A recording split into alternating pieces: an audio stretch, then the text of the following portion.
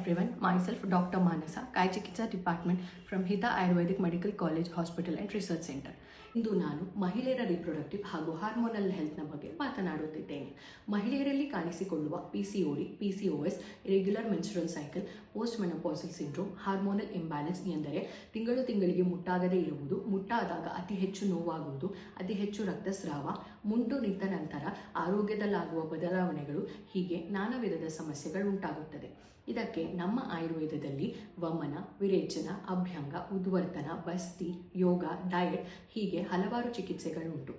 ಇದರ ಅಂಗವಾಗಿ ನಮ್ಮ ಹಿತ ಆಯುರ್ವೇದ ಮೆಡಿಕಲ್ ಕಾಲೇಜ್ ಹಾಸ್ಪಿಟಲ್ ಮತ್ತು ರಿಸರ್ಚ್ ಸೆಂಟರ್ನಲ್ಲಿ ಇದೇ ಶನಿವಾರ ಆಗಸ್ಟ್ 9ರಂದು ಬೆಳಗ್ಗೆ 9:30ರಿಂದ ಸಂಜೆ 4:30ರವರೆಗೆ ಮೆನ್ಸ್ಟ್ರುಯಲ್ ಹೆಲ್ತ್ ಕ್ಯಾಂಪನ್ನು ಹಮ್ಮಿಕೊಳ್ಳಲಾಗಿದೆ.